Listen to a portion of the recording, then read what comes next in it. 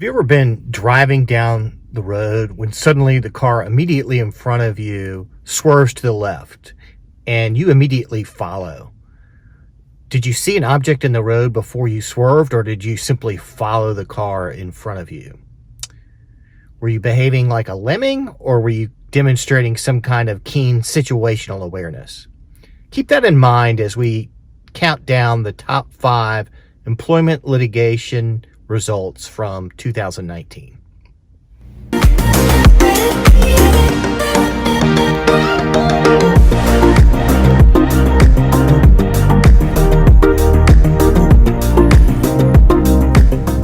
Hello, hope you're doing well wherever you are. I'm Gary Wheeler. I'm an employment litigation defense attorney at Constangy, Brooks, Smith & Prophete, and I'm a fan of using data to help shed light on workplace problems and to help solve workplace problems. My goal in doing videos like these is to provide you with a steady diet of information and insights about the employment litigation and workplace context.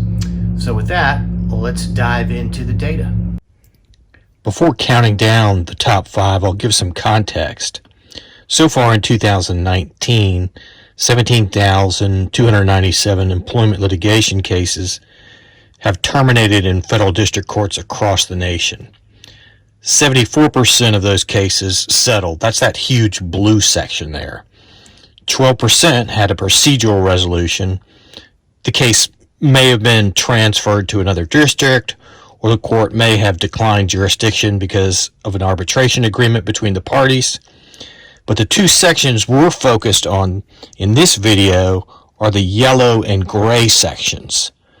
Those are the cases that were litigated at judgment and where the court, either a judge or the jury, found that either the plaintiff or the defendant prevailed.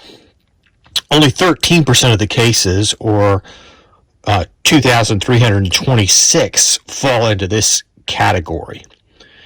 With that context, let's count down the top 5. Coming in at number 5 was a finding of no ADA discrimination. That is either a judge or a jury found that an employer accused of discriminating against an employee in violation of the Americans with Disabilities Act did not violate the ADA. Plaintiffs only managed to win 2% of these cases. That's the lowest rate of any in the top 5. What's this?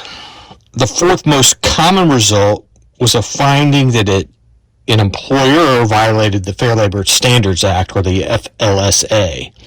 Most FLSA cases concern an allegation that an employer failed to pay overtime wages to one or more employees.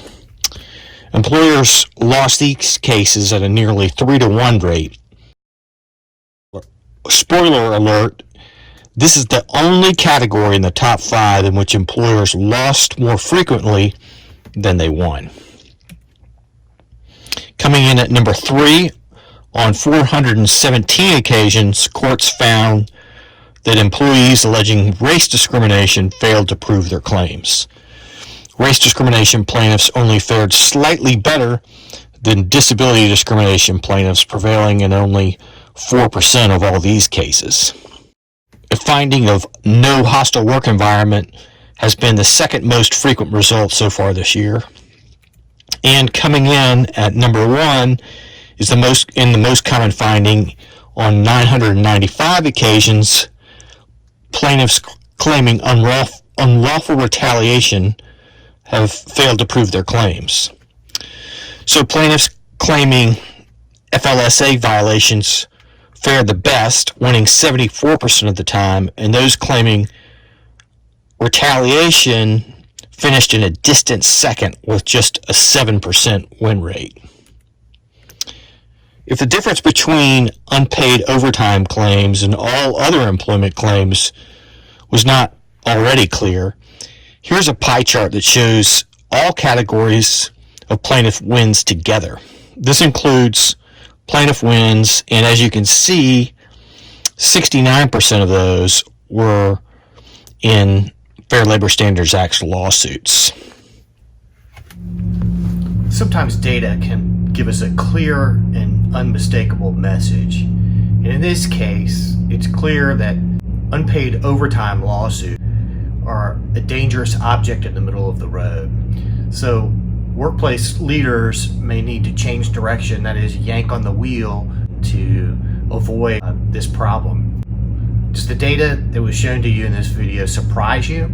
Please let me know in the comments below. Also, let me know if there's any other employment litigation data you're curious about. Finally, please like and subscribe so we can continue to grow this leadership community. And until next time, have a great one.